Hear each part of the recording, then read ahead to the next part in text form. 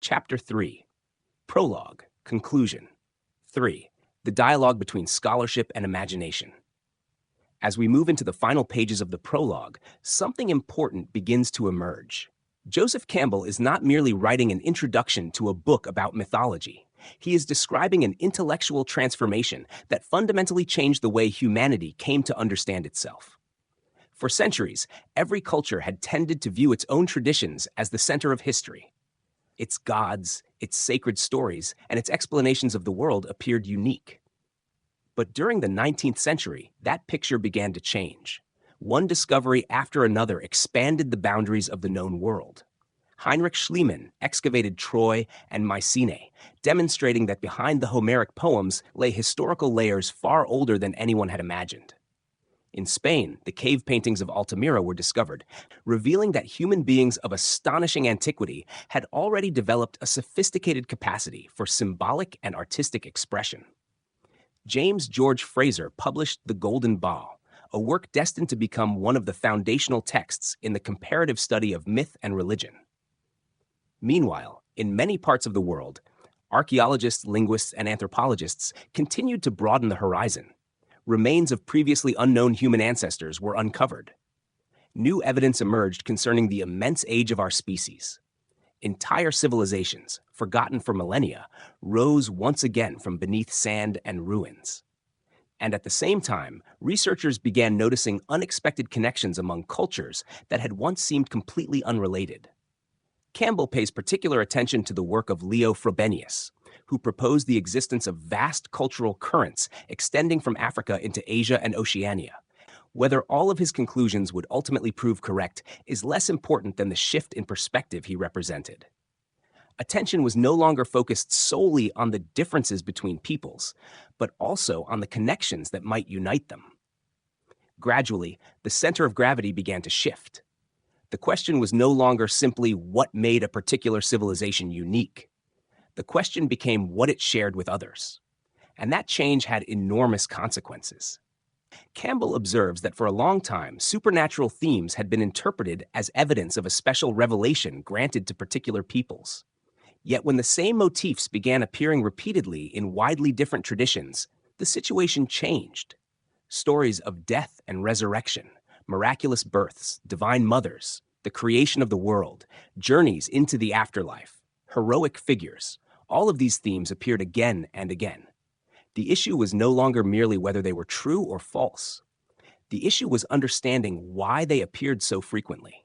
Why did peoples separated by continents and centuries seem to ask similar questions? Why did they imagine answers that shared common features? Campbell identifies two major approaches that attempted to answer these questions. The first held that such similarities could arise spontaneously. Human beings confronted with similar experiences might generate similar symbols without any direct contact. The second suggested that many of these motifs had spread historically from one culture to another through migration, trade, and long periods of cultural exchange. The debate remains open in many respects. What matters here, however, is that both perspectives recognize something fundamental. Mythology had to be studied as a universal human phenomenon. Yet there remained an important difficulty. By the end of the 19th century, scholars still lacked the psychological tools necessary to understand the deeper workings of the human mind. Archaeologists were discovering artifacts, linguists were comparing words, anthropologists were collecting stories. But a science capable of systematically exploring the inner territory from which these symbols seemed to emerge had yet to fully develop. And it is here that Campbell introduces a new dimension to the story. While archaeologists and philologists were expanding our knowledge of the past, other investigators were beginning to explore previously unknown regions of the mind. In Paris, Jean-Martin Charcot was conducting pioneering studies of hysteria, hypnosis, and various neurological phenomena.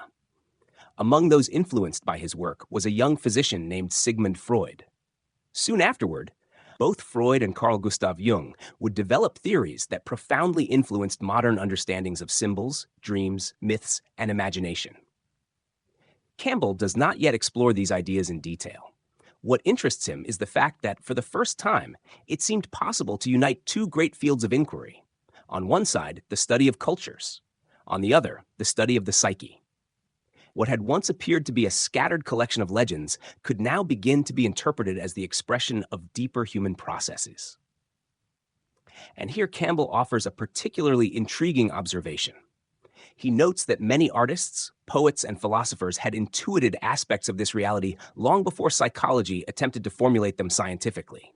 He mentions Novalis, Schopenhauer, Kierkegaard, Ibsen, Nietzsche, each from a different perspective, explored profound regions of human experience that would later become subjects of modern psychological inquiry.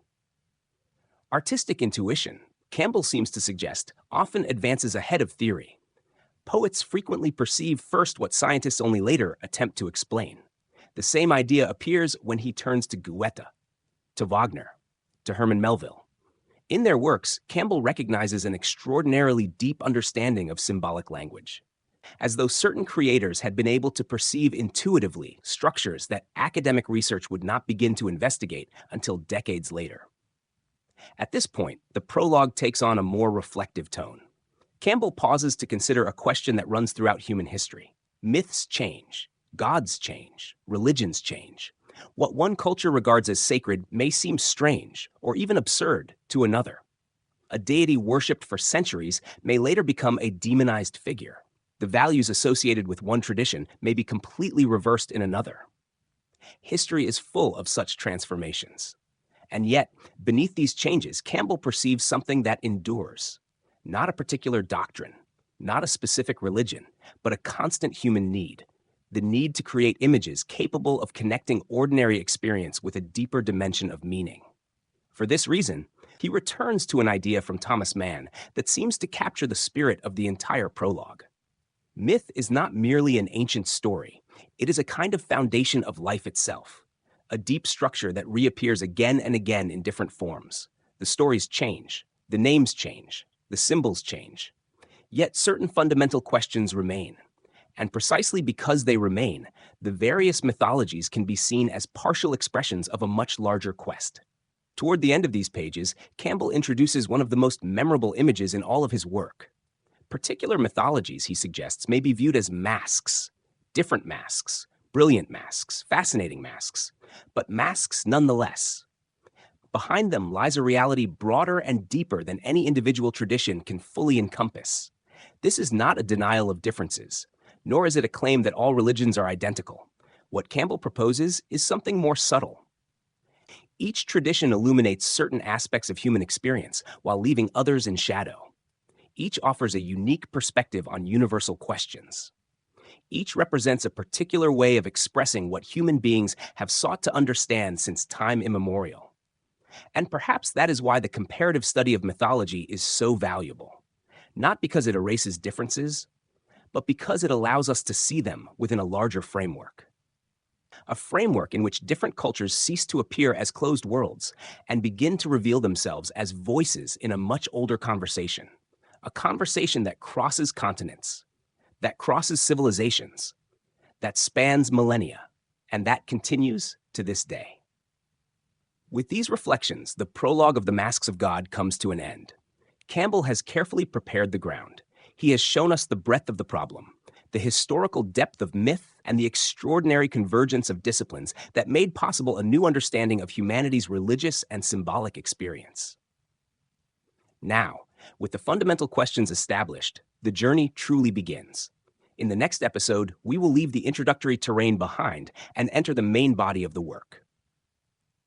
We will descend toward the most remote origins of mythic experience and accompany Campbell in his exploration of the earliest symbolic expressions of humankind. The prologue is over. The adventure has only just begun.